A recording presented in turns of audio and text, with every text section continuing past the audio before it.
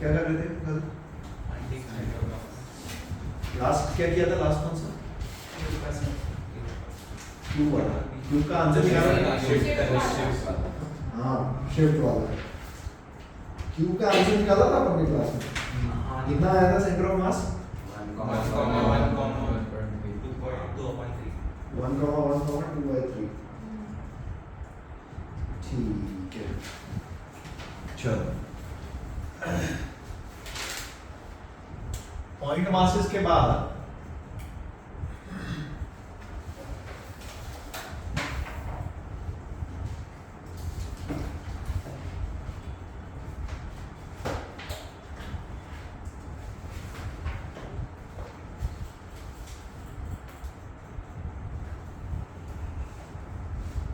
Centre of mass of distributed mass systems.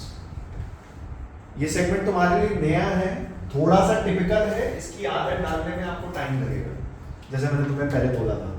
ठीक है, तो मेथड्स सब कुछ नया है, एवरीथिंग फॉर यू। जिस जिस मेथड से हम ये सब सॉल्व करेंगे इट विल टेक टाइम।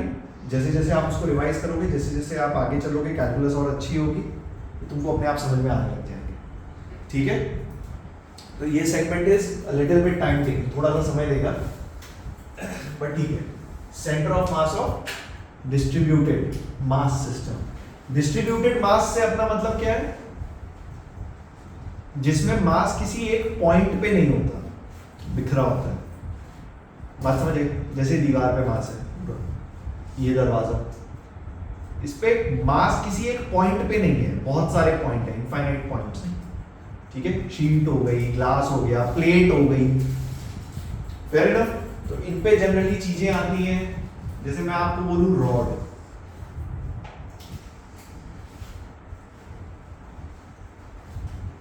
एक रॉड है, mass m and length l, इसका सेंटर ऑफ मास कहां होगा?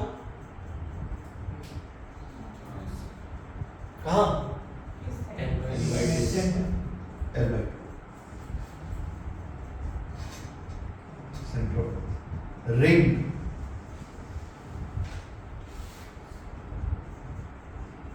डिस्क, इन सबका सेंटर ऑफ मास कहां पे होगा? एक्चुअली जो सिमेट्रिक बॉडीज होती हैं, कौन सी बॉडीज? सिमेट्रिक बॉडीज, वो भी ऐसी सिमेट्रिक बॉडीज जिसमें मास इक्वली डिस्ट्रीब्यूटेड है। कुछ बात समझ आई? जैसे मैं बोलूं ये दरवाजा बनाया अपन ने, है ना, इसमें अगर मैं इस दरवाजे को बीच से कट कर दूं, तो ऊपर वाले दरवाजे का अगर वजन 1 किलो है, तो नीचे वाले दरवाजे का भी 1 किलो। ये मतलब मास इक्वली डिस्ट्रीब्यूटेड है पूरे दरवाजे में। तो अगर सिमेट्रिक बॉडीज हो and if mass is equally distributed, तो सेंटर ऑफ मास कहां होता है? ज्योमेट्रिक सेंटर में। ज्योमेट्रिक सेंटर समझते हो? सेंटर, ठीक है।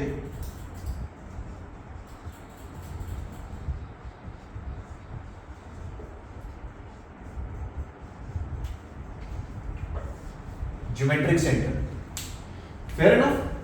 So देख लो,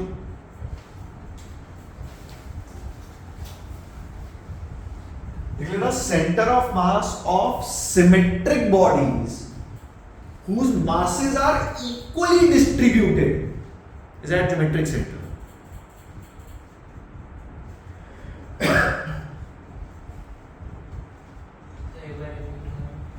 Center of mass of symmetric bodies whose masses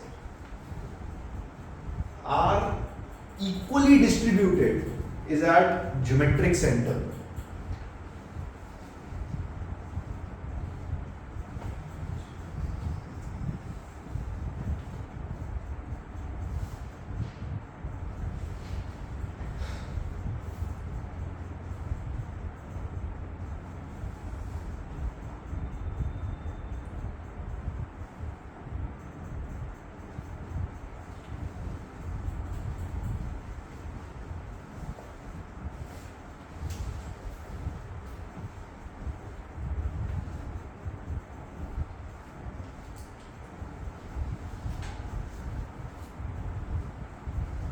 ठीक है,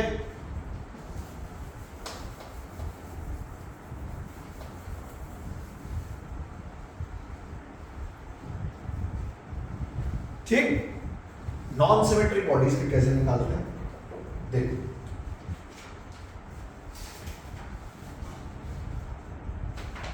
सपोज इसको मैं क्वेश्चन की तरह करता हूं, ऐसे समझो एक रॉड है अपने पास,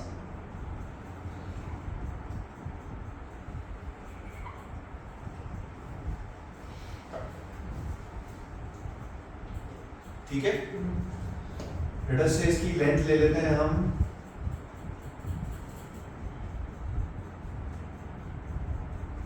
2 मीटर्स, ठीक है, और इसका मास आपको दे दिया मैंने 2x। मास क्या दे दिया?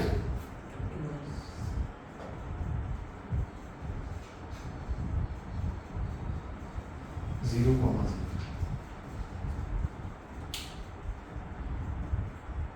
ठीक है, या लेट अस से 2x स्क्वायर।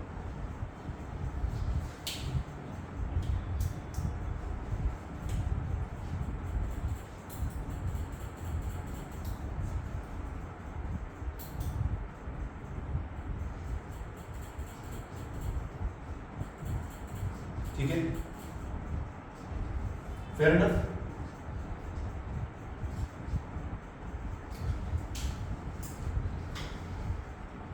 केजी पर मीटर, कुछ इस टाइप से, ठीक है। शायद थोड़ा सा गलत है,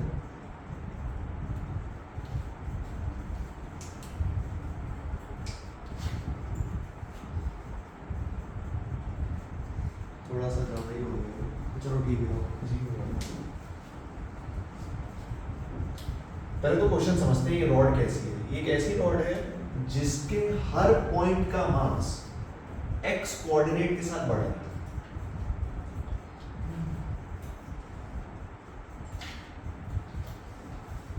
बात समझ में? जनरेट कर देता हूं इसको, लेट अस से लैम्डा x स्क्वायर, लैम्डा कोई कांस्टेंट है और L मीटर्स की रॉड, ठीक है, कोई डेटा इधर नहीं लेते, जनरिक। सो ये एक ऐसी रॉड है जिसका मास हर x के साथ, मतलब x इक्वल टू 0 पे मास है 0, इस पॉइंट का मास है 0, x इक्वल टू 1 मीटर पे जो पॉइंट है उसका मास है लैम्डा, x इक्वल टू 2 पे एंड सो ऑन। तो बात समझ में, ठीक है, and that is lambda x square KG पर मीटर, मतलब हर एक पर मीटर मास है ये, ठीक है। इसको लेंथ से मल्टीप्लाई करते जाएंगे, मास मिलता जाएगा।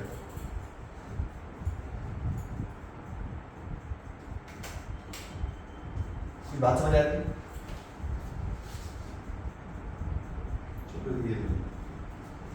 लैम्डा x स्क्वायर केजी, थोड़ा सा सिंपल कर देते हैं, ठीक है।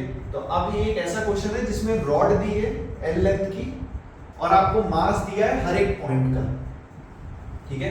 आपसे पूछा सेंटर ऑफ मास निकालो रॉड का, क्या निकालो? सेंटर ऑफ मास निकालो रॉड का। अगर ये रॉड में मास कांस्टेंट होता तो हम डायरेक्टली बोल देते कि भाई सेंटर ऑफ मास लाई करेगा ज्योमेट्रिक सेंटर में, बट अब ऐसा केस कॉन्स्टेंटली हर एक पॉइंट, मतलब ये रॉड भारी होती जा रही है, ठीक है।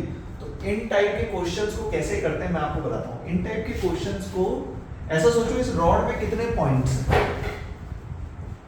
इनफाइनाइट। कितने पॉइंट्स हैं? इनफाइनाइट। मैं मान लो हर एक पॉइंट का कोऑर्डिनेट निकाल लूं, x1 x2 x3 x4 x5 x6 and so on. क्या करूं? हर एक पॉइंट का कोऑर्डिनेट निकाल लूं, हर एक पॉइंट का कोऑर्डिनेट निकाल लूं, तो क्या मैं उसका सेंटर ऑफ मास निकाल सकता हूं? बिल्कुल। कैसे? m1 x1 plus m2 x2 plus m3 x3 and so on till infinite. अगर मैं इस रॉड को छोटे छोटे पॉइंट्स में ब्रेक कर दूं तो मैं उसका centre of mass easily calculate कर सकता हूं, किया, हमने आपको बोला कि किसी भी x डिस्टेंस पे, किसी भी x डिस्टेंस पे एक छोटा सा पॉइंट मास अज्यूम करो,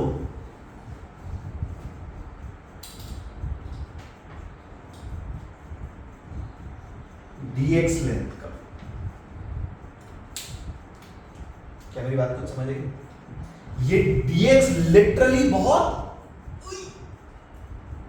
मतलब ये dx इतना छोटा है कि इस मास को आप एक पॉइंट मास अज्यूम कर सकते हो। वो मैंने दिखाने के लिए इतना मोटा बनाया है, पर रियलिटी में इट इज पॉइंट। ये पॉइंट है जिसके कोऑर्डिनेट्स कितने हैं, x, 0। इस मास के कोऑर्डिनेट्स कितने हैं, x, 0। सही बात है। अच्छा, और इस मास के कोऑर्डिनेट्स तो आ गए मेरे पास, x, 0। इस पॉइंट का मास कितना है, इस पॉइंट का मास कितना है? तो भाई ऐसा है कि पूरी रॉड का मास है lambda x square, lambda x square KG. सो lambda x square KG L length में है, lambda x square by L KG पर मीटर 1 मीटर में है। तो dx में कितना मास है, lambda by L x square into, बात समझ में? ये मास है इस पॉइंट का, इसको हमने लिखा lambda x square by L into x. ठीक है, फेयर इनफ। अब देखो लिटरली हम करते क्या है, x coordinate of centre of मास के लिए आप क्या करते हो, आप ऊपर लिखते हो m1x1 plus n2x2 plus n3x3 plus n4x4 till लेके एकदम आगे तक। अब सोच, अगर तुमने इस पॉइंट्स को बहुत छोटे छोटे इनफाइनाइट पॉइंट्स में ब्रेक कर दिया, तो सवाल ये उठता है कि हम इनको ऐड कैसे करें। तो ऐड करने का टूल आपको मैथ्स देता है, इंटीग्रेशन। मतलब जो हम ये चीज लिखते हैं m1x1 plus n2x2 and so on upon m1 plus m2, इसको हम ऐसे भी तो लिख सकते हैं, x coordinate of centre of मास,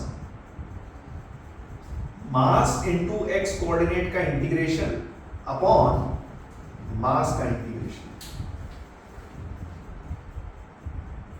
सही बात है। m इनटू x इंटीग्रेशन क्या करता है, ऐड करता है, इट इज एडिंग टू।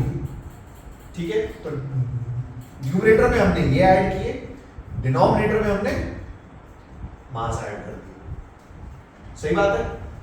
देख, x coordinate of centre of मास,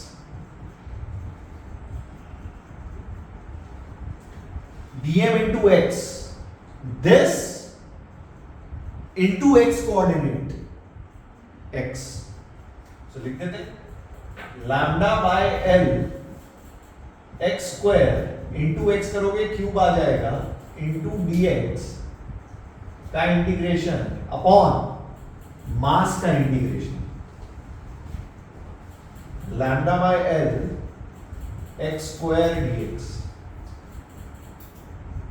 ठीक है, अब इंटीग्रेट हमको करना कहां से कहां है, मतलब कहां से कहां तक ऐड करना है। x इक्वल टू 0 से लेके x इक्वल टू l तक।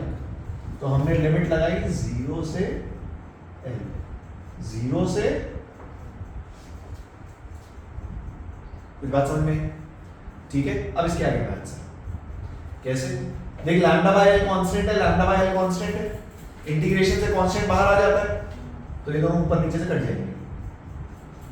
बात समझ में? x क्यूब का इंटीग्रेशन होता है x to the power 4 by 4,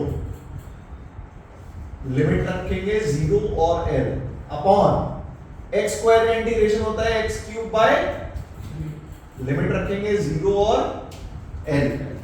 सो जब आप लिमिट 0 रखोगे ये टर्म 0 हो जाएंगी, तो जब हम लिमिट l रखेंगे ऊपर आएगा l raise to the power 4 by 4 upon l cube by 3।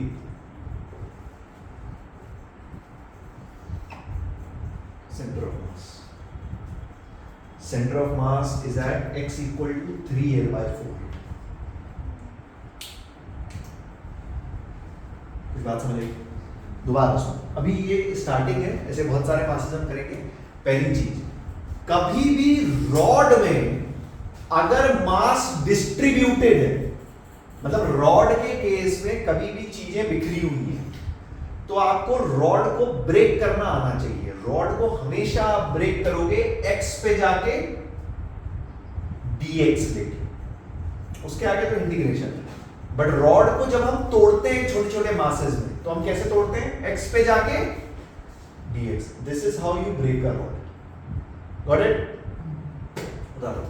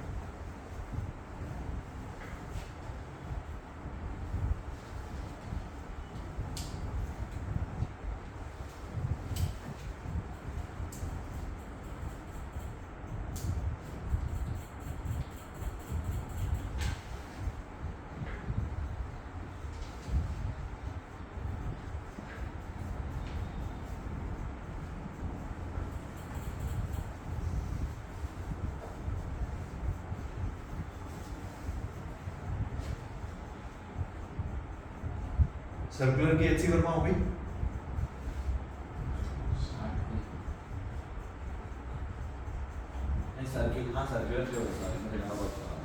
Circular की HC वर्मा नहीं थी। कोई डाउट नहीं है आखिरी में? तो आपने ही तो बोला, मत पूछो मुझसे। दो थे डाउट एंड में 24 27 वर्क पर एनर्जी की HC वर्मा स्टार्ट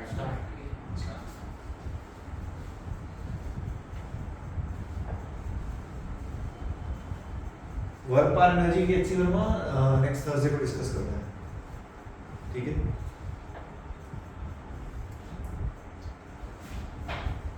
काइनेमेटिक्स याद है? भूल गए हो? रिवाइज करते चलना, डेली 1-1 घंटा रिवीजन को दो तीनों सब्जेक्ट में।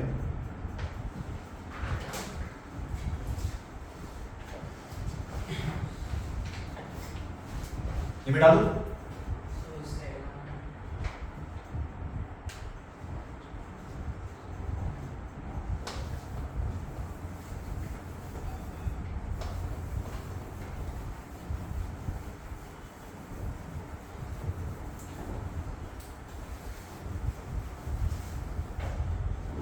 ये फैन बंद करना तो 100 के चक्कर में फैन चलता रहेगा।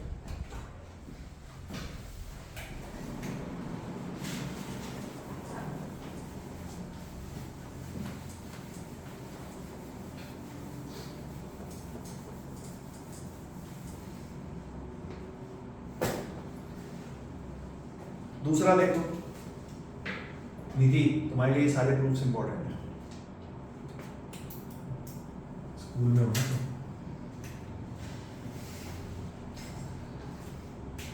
ये पहले देखो ढंग से, उसके बाद लिखते रहना। सुनो मेरी बात, रिंग का सेंटर ऑफ मास कहाँ होता है? कहाँ पे? मतलब सेंटर ऑफ मास बॉडी के बाहर लाई कर सकता है? हाँ, इससे हम क्या सीखे? सेंटर ऑफ मास बॉडी के बाहर, उसमें कोई बुराई नहीं, ठीक है, फेयर इनफ। अच्छा,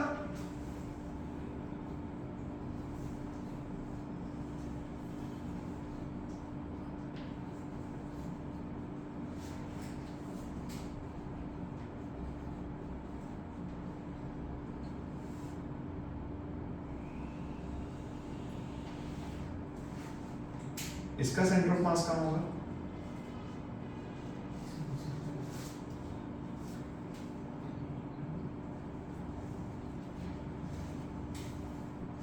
मान लो एक रिंग है जिसमें मास है लैम्डा केजी पर मीटर, मतलब इस रिंग के हर एक मीटर में लैम्डा केजी मास है, कांस्टेंटली एकदम दिख रहा है, ठीक है। इसका सेंटर ऑफ मास कहाँ पे होगा?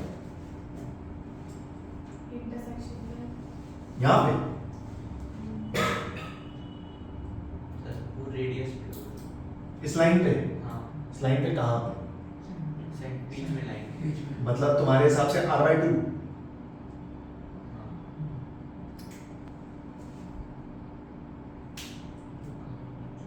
मतलब r/2 पे जब तुम लोगे तो सारे मासेस की डिस्टेंस सेम है, अलग है?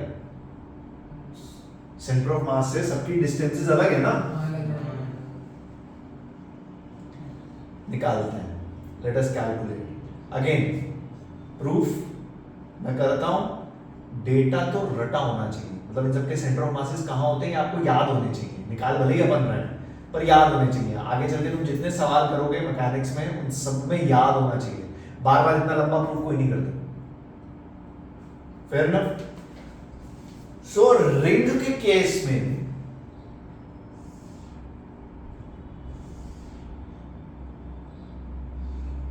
थीटा पे जाके डी थीटा का एक बहुत छोटा सा क्रॉस सेक्शन दिया मैंने, ये बहुत छोटा है, हालांकि मैंने दिखाया बहुत बड़ा है। ये इतना छोटा है कि आप इसको एक पॉइंट मास मान सकते हो, ये इतना छोटा है, वो दिखाने के लिए इतना मोटा बना है, ठीक है। सो थीटा पे जाके डी थीटा का एक बहुत छोटा सा क्रॉस सेक्शन लिया, एक छोटा सा पॉइंट लिया। सबसे पहले इस पॉइंट का मास कितना है? डीएम, डीएम मतलब छोटा सा मास इस पॉइंट का कितना होगा? सो लैम्डा केजी है हर एक मीटर में, तो अगर मैं ये लेंथ निकाल लूं तो क्या डायरेक्टली मल्टीप्लाई करके मास आ जाएगा? अरे पक्का। अब सोचिए लेंथ कितनी है?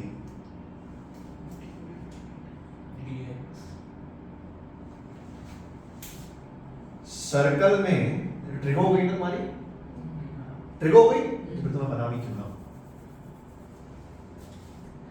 Theta is equals to arc length upon radius, yes और नो? अरे याद है, याद है, याद है, अरे पक्का। तो आर्क लेंथ कितना हुआ? थीटा इंटू रेडियस, मतलब ये लेंथ कितनी हुई? R D theta. अरे रेडियस तो आर ही है ना यार, अगर ये पॉइंट मास है तो लिटरली ये ऑलमोस्ट एक ही लाइन है, सही बात है, तो रेडियस इज आर, तो ये कितना है? आर डी थीटा, अरे है कि नहीं? तो मास कितना है? लैम्डा आर, तो यस और नो। अब लिटरली देखिए पॉइंट है ना कुछ ऐसे बना है, जैसे अगर ये आपका 0,0 है तो r डिस्टेंस पे थीटा एंगल पे छोटा सा पॉइंट है जिसका मास है dm, बरोबर? कोई तकलीफ? ठीक है।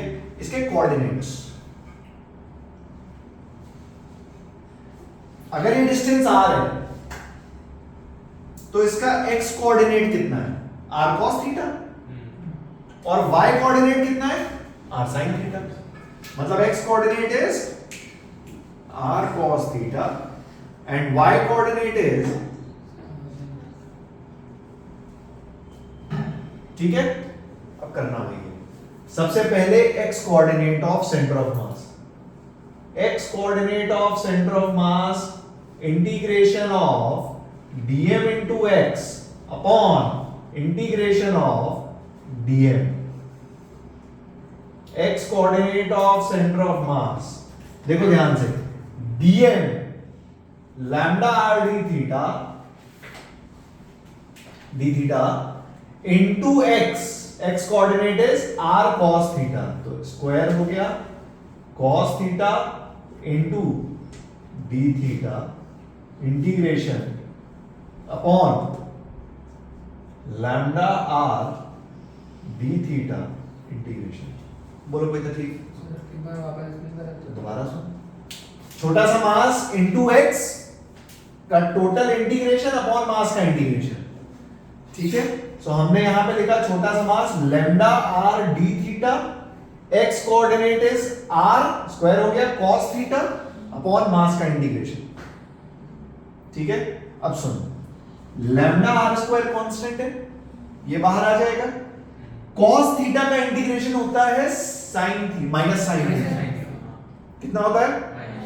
लिमिट देख, इस थीटा की लिमिट देख, आप इंटीग्रेट कहां से कर रहे हो? इस पॉइंट से लेके इस पॉइंट तक, तो ये थीटा की लिमिट क्या हुई? 0 से लेके पाई, सही बात है। जब थीटा 0 है वहां से लेके जब थीटा पाई है, अब ध्यान से सुनो, इसका इंटीग्रेशन न्यूमरेटर में आएगा sin थीटा, न्यूमरेटर में क्या आएगा?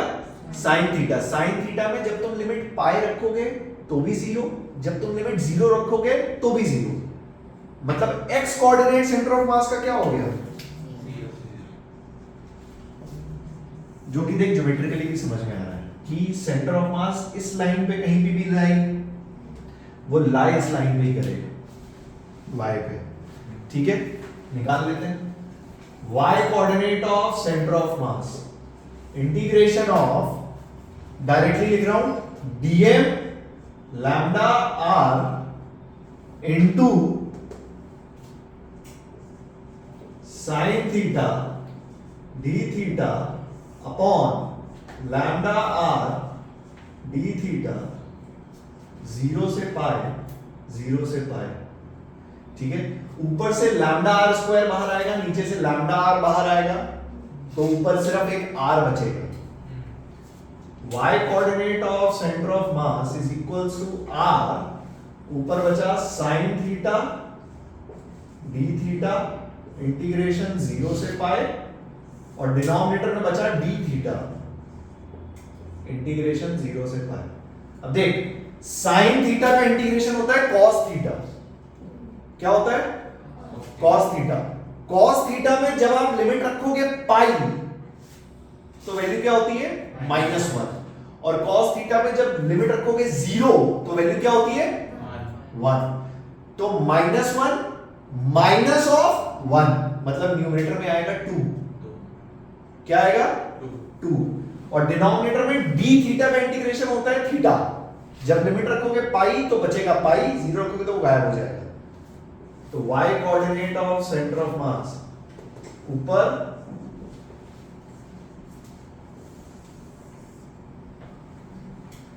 सुबह के 4 बजे भी ये तुमको याद होना चाहिए, सेमी सर्कुलर रिंग का centre of mass at a distance of 2r/पाई होता है। सर्कुलर रिंग का सेंटर ऑफ मास कहां होता है? सेंटर पे। सेमी सर्कुलर रिंग का सेंटर ऑफ मास कहां होता है? एट अ डिस्टेंस ऑफ 2r/पाई। रटा होना चाहिए। बॉडीज के सेंटर ऑफ मास कहां होते हैं याद होने चाहिए। 4 5 7 बॉडीज स्टैंडर्ड है तुम्हारे सिलेबस में, उसमें से पहली ये, सॉरी दूसरी ये, पहली तो रॉड है, रॉड का L/2, सेमी सर्कुलर रिंग का 2r/पाई। क्या मेरी बात समझ में आई? अरे ठीक है, प्रूफ से भी ज्यादा ये इंपॉर्टेंट याद होना चाहिए एकदम तबीयत से, कभी भी कोई पूछ ले याद होना चाहिए। मुंह पे होना चाहिए उतार। ये सब इसलिए याद होने चाहिए क्योंकि अब जब रोटेशन पढ़ेंगे, इसको फील कर लो ढंग से, जब हम रोटेशन पढ़ेंगे मैं बोलूंगा कि मैं सेमी सर्कुलर रिंग पे हॉरिजॉन्टल फोर्स लगा रहा हूं, तो आपके दिमाग से पहली चीज आनी चाहिए कि सर फोर्स है ना यहां लग रही है। कुछ बात समझ, इसलिए तुमने ऑब्जर्व किया होगा, जब तुम ऑब्जर्व हालांकि तुमने किया नहीं होगा, तुम ऐसा सोचो तुम कोई सेमी सर्कुलर रिंग लो, इसको जब हॉरिजॉन्टल पुश करोगे ना ये गोल घूम जाएगी। क्यों? क्योंकि फोर्स ऊपर लग रही है, घूम जाएगी। ये सब चीजें बहुत इंपॉर्टेंट है आगे चल के।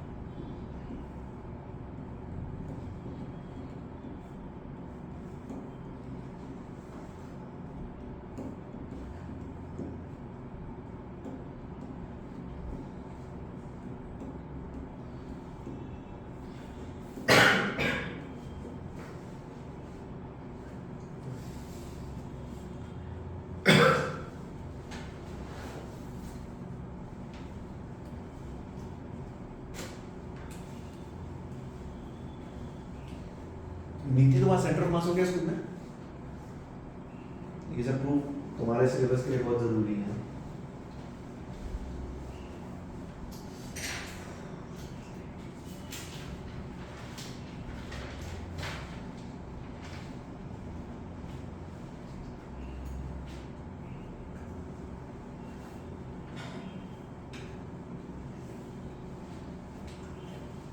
थोड़ी सी रफ्तार तेज रखो, मुझे प्रूफ आज सारे खत्म करने हैं, इन पे मैं दूसरा लेक्चर नहीं दूंगा।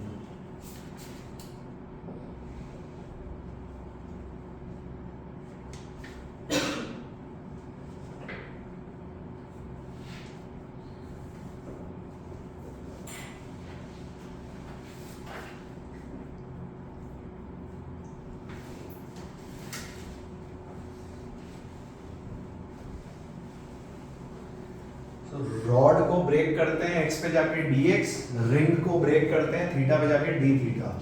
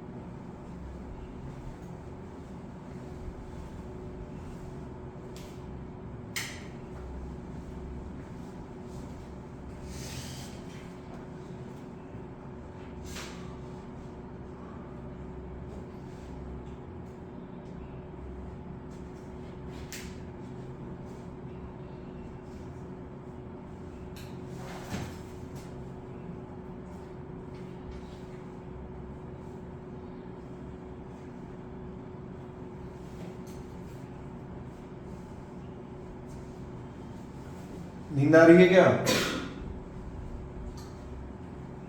सीधे बैठना यार, रात में सोया करो। कितने लोगों को रात में नींद नहीं आती है? अरे नहीं, हंसने वाली बात नहीं है, रात में पढ़ने की आदत किसकी है? रात में नहीं पढ़ते हो? कितने बजे सो जाते हो मैक्स?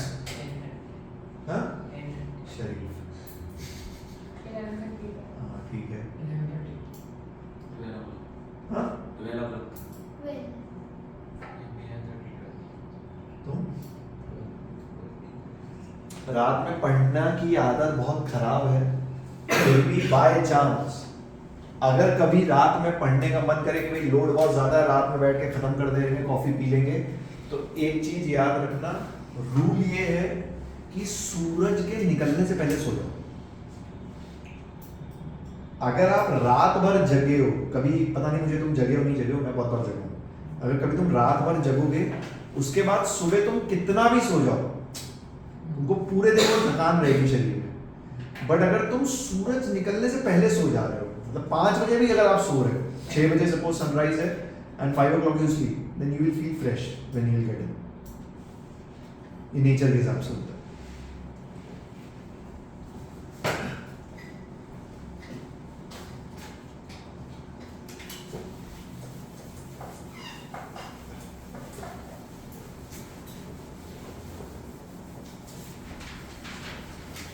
कोई जगह क्या है रात भर कभी मैक्सिमम कितना जगह हो? चलो सर मैं नहीं सोया। सोए नहीं है, सोए। सर 10th में फिजिक्स के पेपर के टाइम पे सच में फिजिक्स के पेपर के टाइम पे तुमने मेरा सवाल नहीं सुना, मैं कह रहा हूँ मैक्सिमम कितना?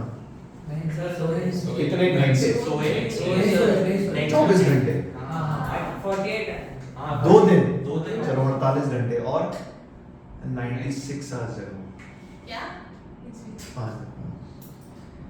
शिफ्ट ठीक एक समय था वो। इजी लगता है। नहीं मैं ऐसे पूछ रहा हूँ कि और भाई किसी घर में जागरण हो, जगराता हो, कुछ भी मतलब रीजन, आप मैक्सिमम कितना जगे हो? 1 डे में 5 दिन। कॉफी जगने का सिंपल लॉजिक है, आपको क्या जगाता है? देखो 2 चीजें जगाती हैं, एक तो smoke, that is why mostly you will see merchant navy officers smoking. Reason है कि वो आदत पड़ जाती है जगने के लिए, वही नींद आ रही है क्या करें, कोई जला लिया, फूंक लिया, तो ठीक है, वो एक एंगल है। तो मैंने दूसरी आदत अपनाई। तो मैंने कौन सी आदत अपनाई? अपन क्या करते थे, अपन कॉफी लेते थे और कभी कभी किसी को नींद आने ट्राई कर लेना, गारंटी मेरी सो गए अगर तुम कॉफी लो, सादी कॉफी, मिक्स नहीं, कॉफी पाउडर, उसको ऐसे डालो पानी के साथ अंदर, अगर नींद आ गई तुम्हें, मतलब एक्सेप्शन हो तभी नींद आ सकती है। ऐसे एक एक्सेप्शन से मैं मिला हूं, रोहित सर, उनको तो भाई साहब आप कभी भी सुला सो जाएंगे, कितना भी तेज लाउड म्यूजिक हो, कुछ भी हो, पट से इसलिए भले कितने भी वो पहले से सो चुके हो, सो जाएंगे। तो वैसा कोई एक आध पर्सन हो सकता है, अदरवाइज तो coffee is a very good thing.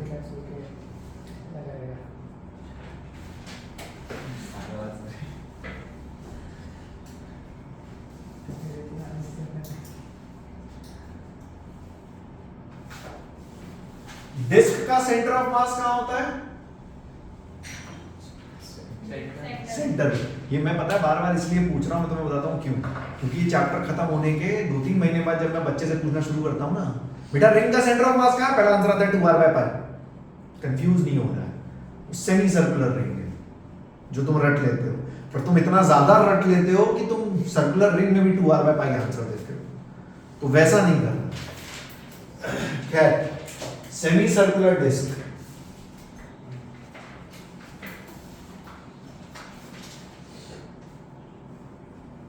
I hope तुमको डिस्क और रिंग में डिफरेंस पता है। अगम,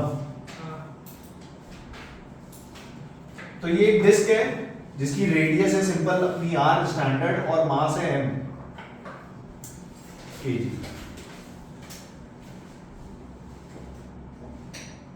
ठीक है,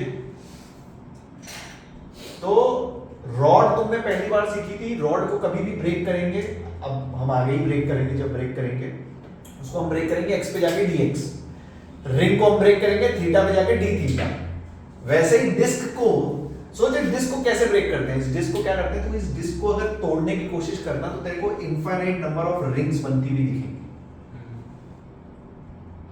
मतलब मैं बहुत सारी रिंग्स को डिफरेंट रेडियस के ऑब्वियसली जोड़ के एक डिस्क बना सकता हूं, नहीं बना सकता? बस, तो हमने क्या किया, हमने r डिस्टेंस पे जाके, ये छोटा r है, बड़ा r नहीं है, बड़ा r रेडियस है लेटर से, हमने r डिस्टेंस पे जाके एक पतली सी रिंग ले ली,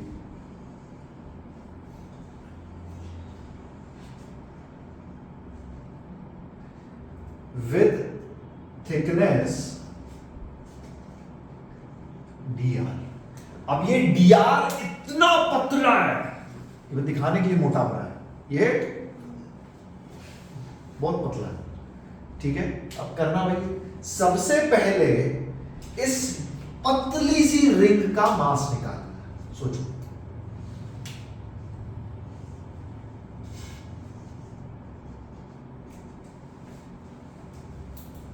लगाओ दिमाग, कैसे निकाल सकते हैं?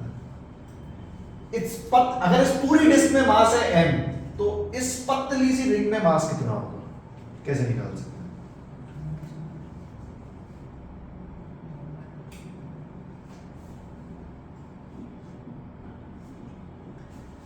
डिस्क में जो मास होता है, क्या वो पूरे एरिया में होता है?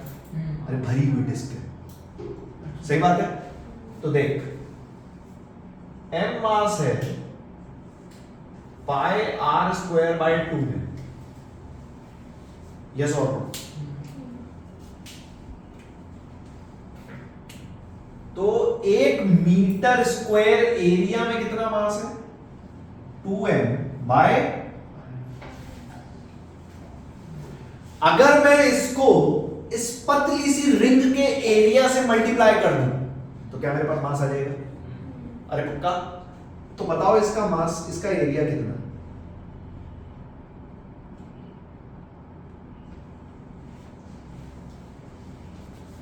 पाई स्मॉल आर, नहीं, pi are square by 2 minus pi small r square by 2। सौद ने इस पूरी टर्म को पाई छोटा आर स्क्वायर से मल्टीप्लाई कर दिया, क्या वो मास देगा?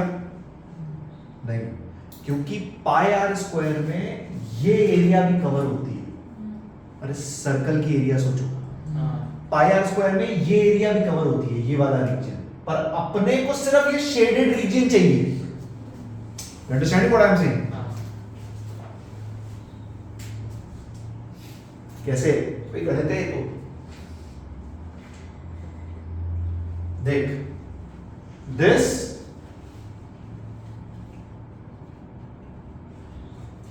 इसकी एरिया हमने कैसे निकाली? इसकी लेंथ सबसे पहले,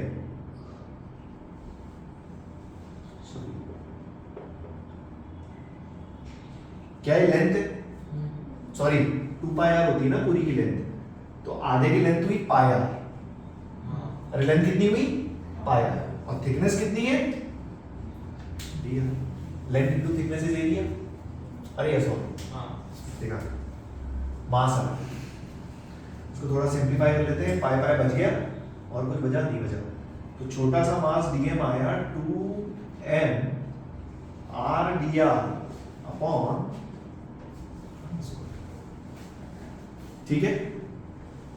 ये जो पतली सी रिंग बनी, इसका सेंटर ऑफ मास क्या 2r बाय पाई? अरे है कि नहीं? अरे है कि नहीं? ये जो पतली सी रिंग बनी, उसका सेंटर ऑफ मास कहां है? 2r बाय पाई, छोटा r, बस इंटीग्रेट करो। अच्छा देख, मैं सिर्फ y कोऑर्डिनेट इंटीग्रेट कर रहा हूं क्योंकि अब तुमको समझ में आ रहा है x कोऑर्डिनेट में सेंटर ऑफ मास 0 आएगा, तो देख y coordinate of centre of मास,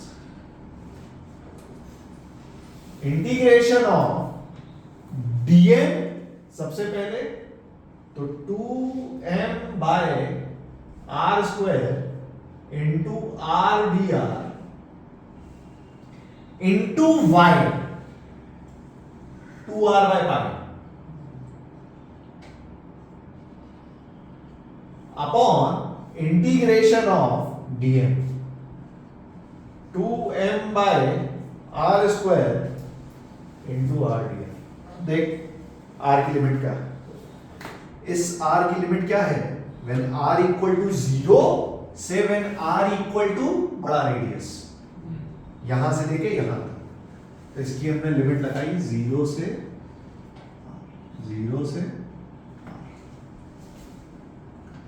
देखो इसको करते हैं सॉल्व।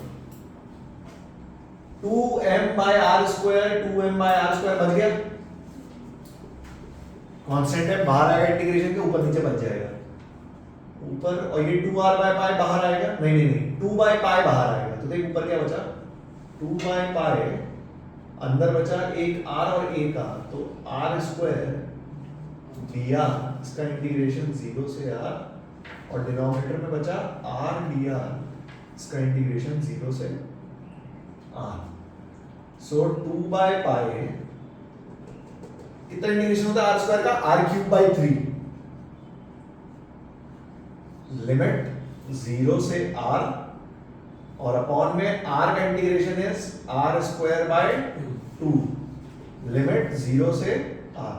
जब लिमिट 0 रखेंगे तो वैसे ही 0 हो जाएगा, तो हमने रखा 2 by pi into r cube by 3 into 2 by r square, 4r by, सुबह के 5 बजे भी तुमको ये वैल्यू याद होगी। डिस्क का centre of mass is at a distance of 4r by 3 pi. ठीक है, ठीक है। डिस्क का सेंटर ऑफ मास कहां होता है, सेंटर पे। अब डिस्क का centre of mass, semi circular disc का 4r बाय 3 पाई, रिंग का सेंटर पे, सेमी सर्कुलर रिंग का 2r बाय पाई, घटा होना चाहिए।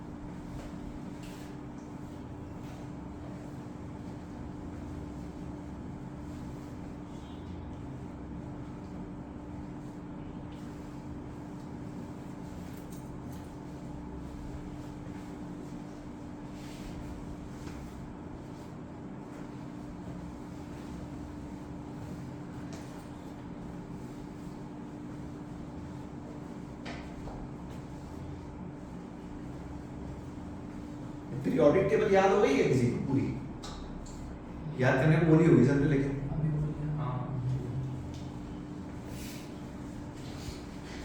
तरीका बताया क्या उसको याद करने का? नहीं। तो देख लेना गूगल पर तरीका, हम लोगों ने बहुत निकाला है। हेलीना कब्र से फरार, बेगम का सब बड़ा, हमने अच्छे निकाले हैं। किसने? तू क्या बोल रहा है उसमें? नहीं कुछ नहीं, हमने भी निकाले थे, हमको तो तुम तो गाली के बाद वाले निकालते हो, हाँ ऑब्वियसली बात है, उसके बिना तो कहीं काम चलता है।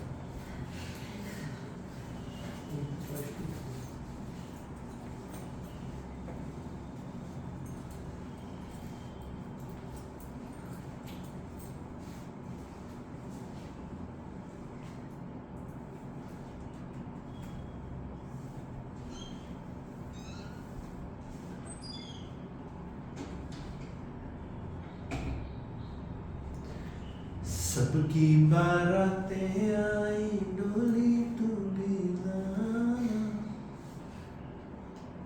दुल्हन बना के राजा जी ले जाना।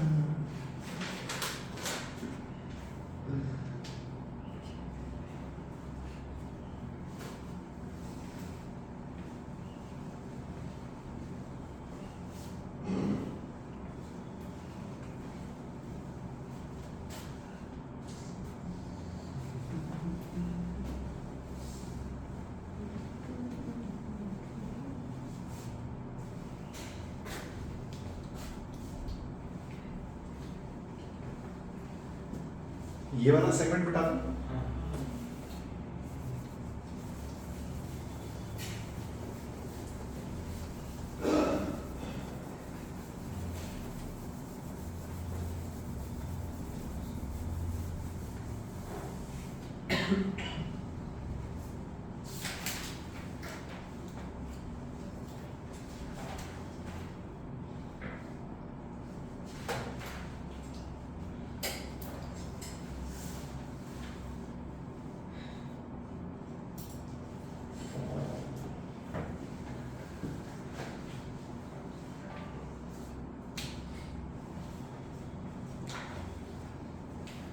जब आप एडवांस सेगमेंट में जाते हो जेईई एडवांस के लिए, तब ये सब आपको क्लिक करने चाहिए इंस्टेंटली, क्योंकि जेईई एडवांस में जब भी क्वेश्चंस बनते हैं मोस्टली इंटीग्रेशन से बनते हैं, उसमें मासेस कभी भी ऐसे कांस्टेंट नहीं देते, ये 2 किलो 4 किलो ये सब बातें कभी होती नहीं। ये 2y² है, वो 2x² है, इस टाइप की बात है। खैर देखना मेरे मतलब में बैठी तो है, ये तुम और कहाँ पे एक दूसरे को पहले से जानते हो क्या? हैं? नहीं, यहाँ की घनिष्ठ मित्रता हो गई है। हॉलो स्फीयर का सेंटर ऑफ मास कहाँ पे होगा? सेंटर। हॉलो स्फीयर समझते हो क्या होता है? हॉलो स्फीयर खाली है ना। अपने को किसका निकालना है?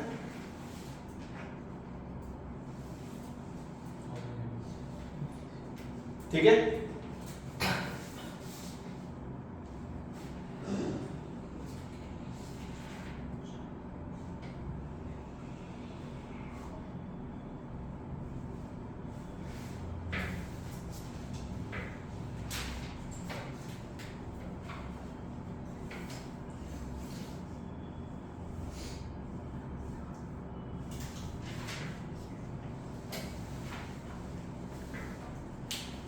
थोड़ा सा उल्टा टाइप बनेगा, ठीक है ना। इसकी रेडियस अपनी क्या है? Standard R radius m kgs का अपना हॉलो हेमिस्फीयर।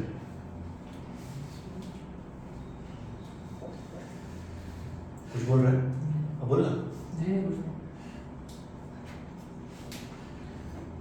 ठीक है, देखो इसको कैसे करते हैं। थीटा पे जाके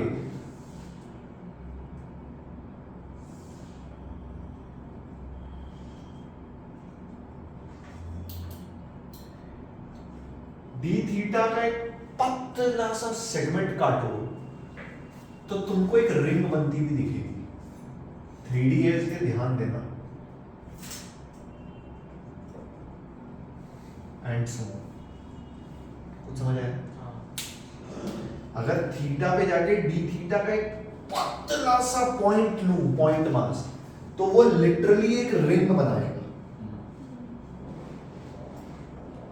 बच्चा की ठीक है, बस नाम था। इस रिंग का सबसे पहले अपने को निकालना है मास dm। ठीक है, तो देख इसकी थिकनेस कितनी होगी? सबसे पहले थिकनेस निकालते हैं। तो देखो सबसे पहले ये जो ऊपर रिंग बनी, इसकी रेडियस बता सकते हो? ऊपर से अगर मैं देखूं टॉप व्यू, तो ये रिंग ऐसे दिखेगी।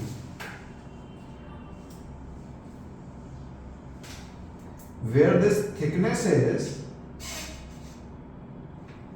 d theta, thickness, ठीक है। पर इस रिंग की रेडियस कितनी है?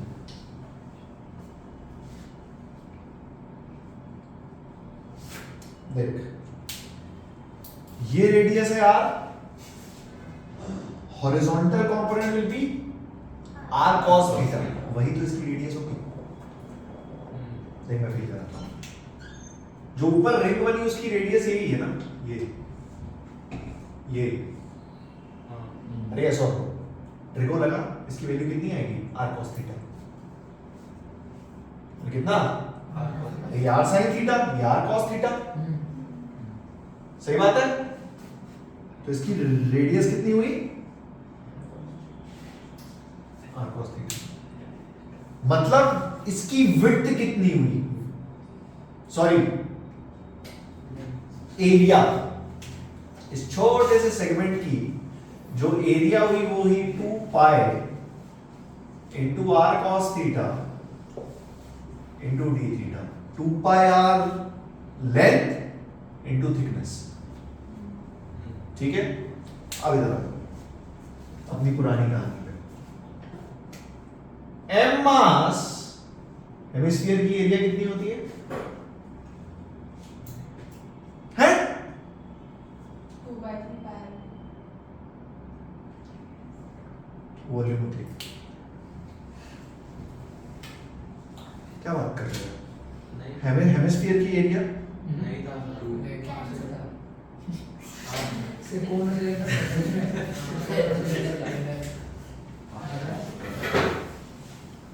ठीक है। एनीवेज मैथ्स में आप कोऑर्डिनेट ज्योमेट्री में पढ़ने वाले हो ये सेगमेंट, कोई खास तकलीफ नहीं है। हॉलो स्फीयर की जो एरिया होती है वो होती है 4 पाई r स्क्वायर, तो हेमिस्फीयर की जो होती है वो कितनी होती है, 2 पाई, ठीक है। कैंसिल, 1 मीटर स्क्वायर में कितना मास है, m बाय 2 पाई r स्क्वायर, तो हमारा ये dm मास कितना है, this into this area, that is 2 pi r cos theta into, sorry d theta नहीं, इसकी थिकनेस है r d theta,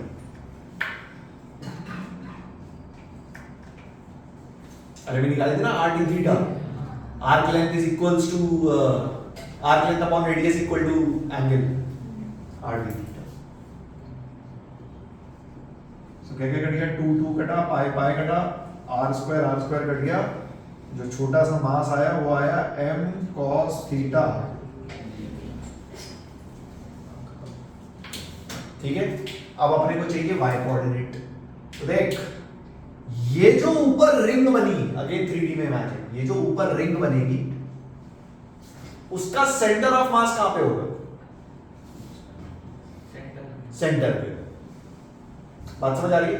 जो ऊपर रिंग बनी उसका सेंटर ऑफ मास कहां होगा, सेंटर पे। सोच वो नीचे से कितनी डिस्टेंस पे है,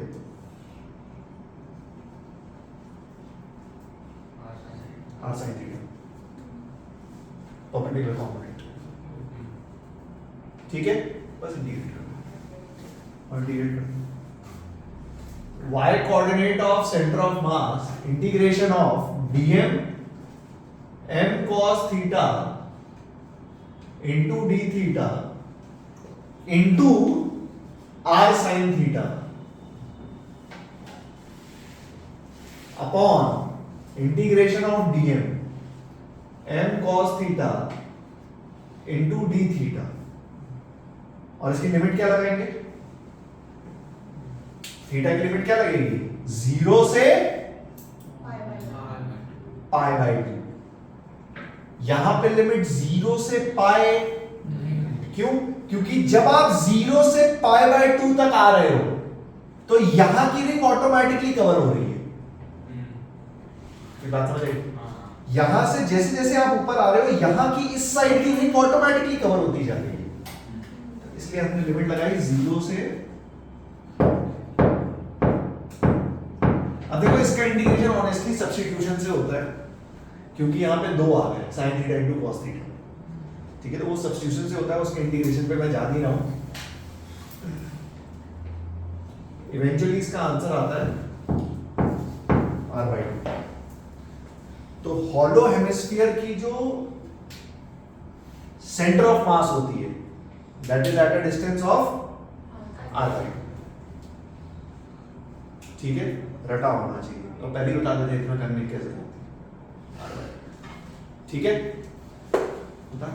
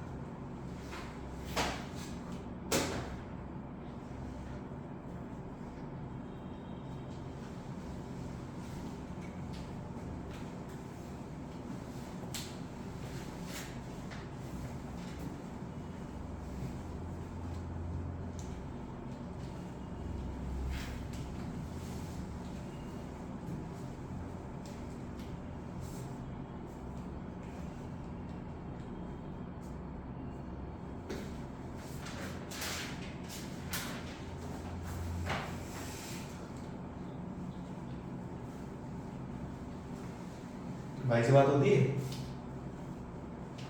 कुछ पार्टी आर्टी चल रही थी, उसका फोटो खींच के उसने स्टेटस पे डाला था, वो स्टोरी इंस्टा पे स्टोरी, व्हाट्सएप पे स्टेटस, स्नैपचैट पे क्या होता है? स्नैप उस पे भी वैसे ही डालता है, बड़ा फेमस हो रहा है आजकल स्नैपचैट।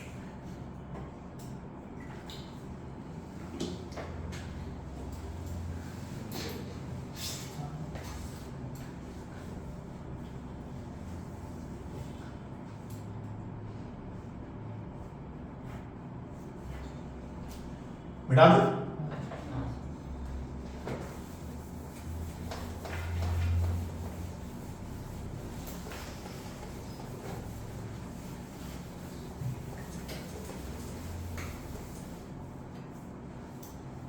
सॉलिड स्फीयर का सेंटर ऑफ मास कहां पे होता है? सेंटर पे।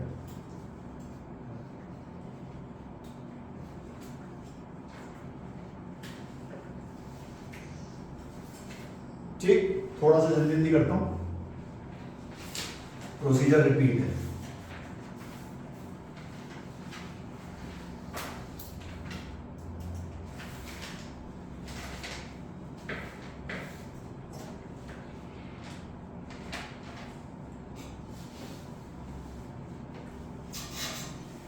ठीक है, रेडियस आर, मास है, इसको ब्रेक करते हैं हम एक छोटे से आर डिस्टेंस पे जाके। जब आप बी आर का एक सेगमेंट ब्रेक करोगे तो क्या बनता हुआ दिखेगा?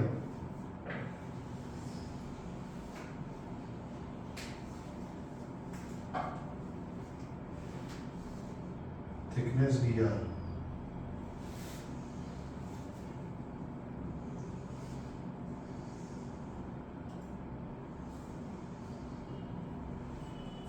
एक हेमिस्फीयर बनता हुआ दिखेगा हॉलो। जब आप आर पे जाके dr थिकनेस का सेगमेंट ब्रेक करोगे तो सॉलिड में से हॉलो हेमिस्फीयर बनता हुआ दिखेगा, ठीक है।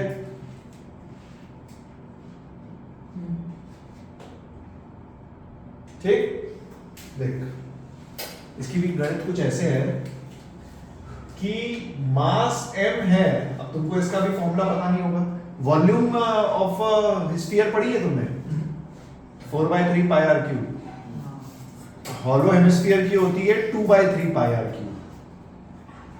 तो अब जो मास है वो पूरी वॉल्यूम में फैला है, एरिया में नहीं, क्यों 3D फिगर है। तो ये m मास फैला हुआ है 2/3 पाई आर क्यूब में। तो 1 मीटर क्यूब में 3m by 2 pi R cube इतना मास है। सो हम इस रिंग, इस हॉलो हेमिस्फीयर की वॉल्यूम से मल्टीप्लाई करेंगे इसको dm मास के लिए। तो सबसे पहले हमने लिखा 3m by 2 pi R cube into volume of this. अब वॉल्यूम निकालने के लिए सबसे पहले हेमिस्फीयर का area 2 pi are square into thickness, area into thickness becomes volume, सिर्फ ये वॉल्यूम।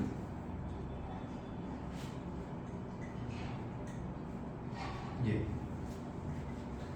ठीक है। सो ये 2 पाई ने 2 पाई को मार दिया, ये आएगा 3m by R cube into R square into dr, छोटा सा मास, ठीक है। और ये जो हेमिस्फीयर बना इसका centre of mass r/2 distance पे है, अभी हम निकाल चुके हैं। तो हमने y कोऑर्डिनेट के लिए इंटीग्रेट किया dm mass into R square into dr into y coordinate r/2 upon dm mass 3m by R cube into R square into dr। इस r की लिमिट देखो 0 से लेके बड़ा R,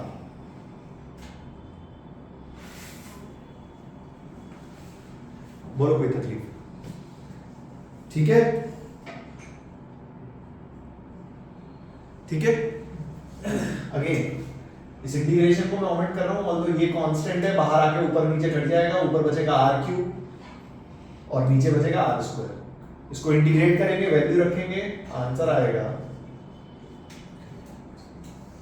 3r/8। सॉलिड हेमिस्फीयर का centre of mass is at a distance of 3r/8। याद होना चाहिए, देखो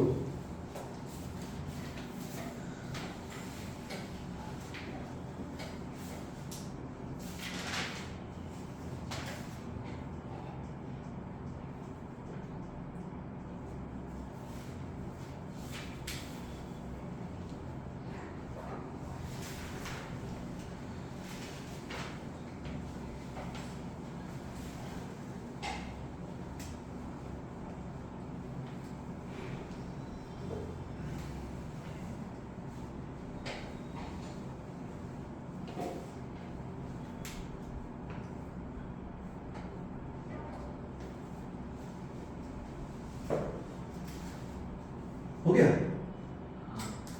कैसे?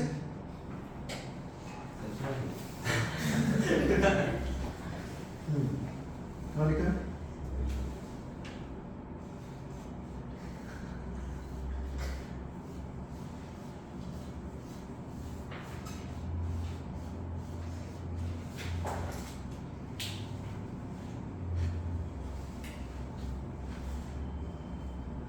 हर समय देता हूं ना तेरे को लिखने का,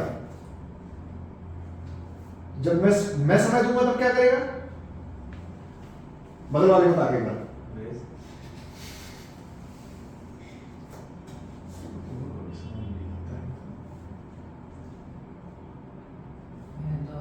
मैं कुछ बोला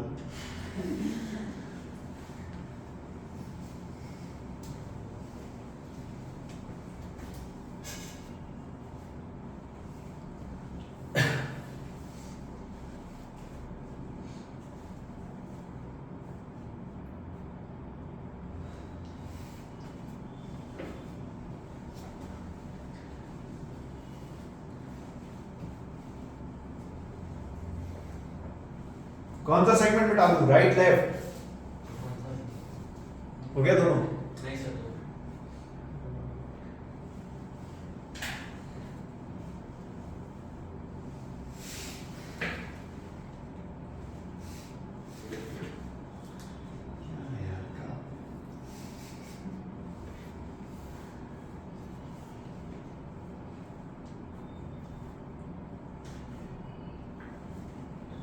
So do you shave?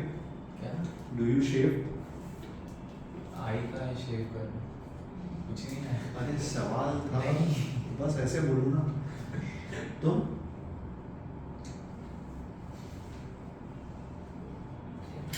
Trimmer लेते हो।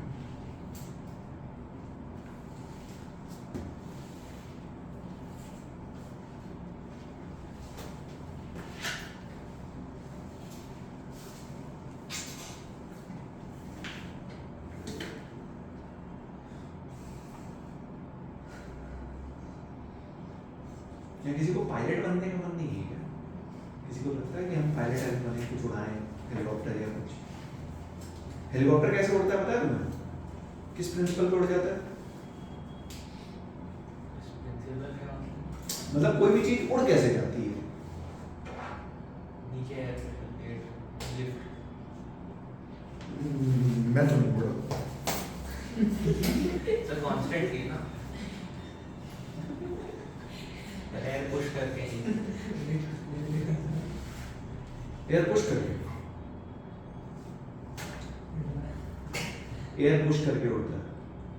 न्यूटन का थर्ड लॉ होता है, every action has equal and opposite. ऊपर पंखा इतनी तेजी से घुमाओ कि जो ऊपर से हवा नीचे आ रही है वो जमीन को इतनी तेजी से पुश करे कि आप ऊपर उड़ जाओ। इस लॉजिक को होता है। मारुति के ऊपर पंखा, वो बैंगलोर के स्टूडेंट से मारुति उड़ा दी थी।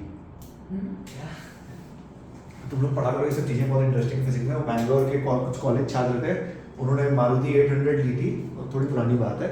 उसके ऊपर उन्होंने इतना बड़ा फैन लगाया, वही सेम न्यूटन थर्ड लॉ, गोल गोल घुमा चुके मारुति उड़ गई। अबे क्या है, फिजिक्स ही तो है। आपको इतनी फोर्स क्रिएट करनी है कि चीज उड़ जाए। क्या ट्रक भी उड़ा सकते नहीं, पागल। जैसे सर बोला था बाइक पर मारुति उस पे, वैसे ट्रक भी बोल फिजिक्स का बोल। बहुत इंटरेस्टिंग सब्जेक्ट है, तुम लोग पता नहीं क्या लगता है।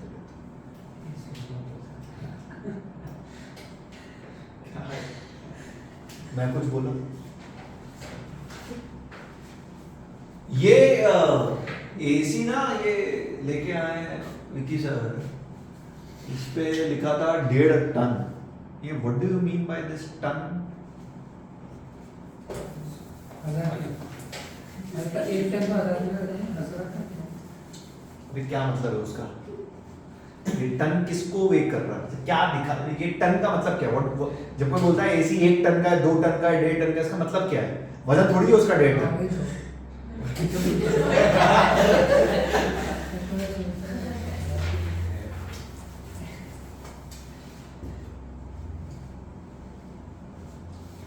सो चुप।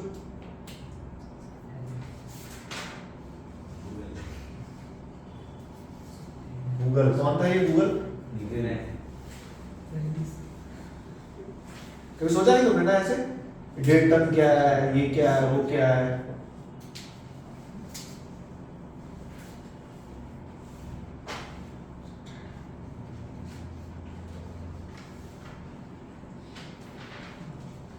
ये कूलिंग कैपेसिटी होती है। क्या होती है? कूलिंग का 1.5 टन का मतलब 1 टन में कितने किलो? तो 1.5 टन में कितने किलो?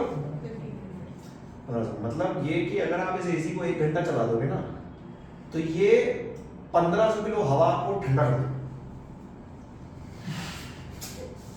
अब एक कूलिंग कैपेसिटी है, कूलिंग कैपेसिटी 1 टन मतलब 1 घंटा एसी चला दोगे तो 1000 किलो हवा ठंडी कर देगा। इससे फर्क क्या पड़ता है? इससे अपन तुमने वो देखा होगा कि कभी आप पूछते ना एसी परचेज करने जाओ, बोलोगे यार कौन सा एसी लूं, तो बोलेगा आपके कमरे का साइज क्या है। वो ये देखते कि कमरे के साइज में कितनी हवा ऑक्यूपाई हो सकती है। ये तुम भी कर सकते हो। अगली बार कभी एसी खरीदने जाना, तेरे को करना क्या? लॉजिक पे सोच, तेरे को लेंथ लेनी है, ब्रेथ लेनी है और हाइट लेनी है। LBH करोगे वॉल्यूम आ जाएगी। अरे वॉल्यूम आ गई, उसमें थोड़ा बहुत प्लस माइनस एरर, क्योंकि आधी चीजें कभी बेड रखा होता है, वो रखा होता है, वो सब चीजें ऑक्यूपाइड है। ठीक है, तो जो बाकी बची हुई हवा है उसको तुमको ठंडा करना है। देख लो कितना टन आ रहा है।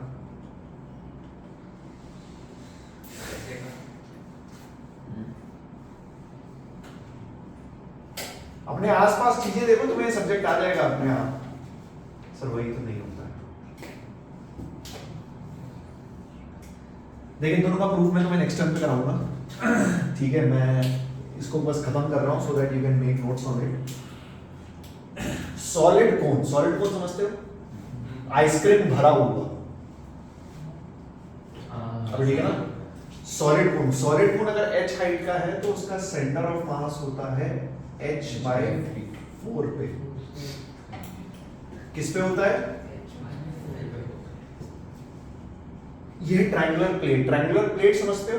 कुछ कुछ बुक्स में ट्रायंगुलर लैमिना भी लिखा होता है।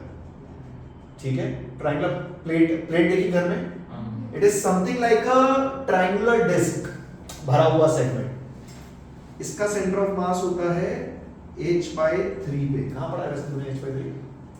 So मैथ्स में टेक्स्ट बुक में था लास्ट ईयर। ओके, तो सॉलिड कोन का होता है h/4 पे, ट्रायंगुलर प्लेट का होता है h/3। बच्चे रख लेते हैं। अक्सर मैक्सिमम 99% ऑफ बच्चे जो इसमें गलती करते हैं वो ये कि वो ये भूल जाते हैं कि ये सारा h/4 डिस्टेंस है कहां से, वर्टेक्स से कि बेस से। तो याद रखना ये डिस्टेंस कहां से है? वर्टेक्स से डिस्टेंस है 3h/4। अरे ठीक है,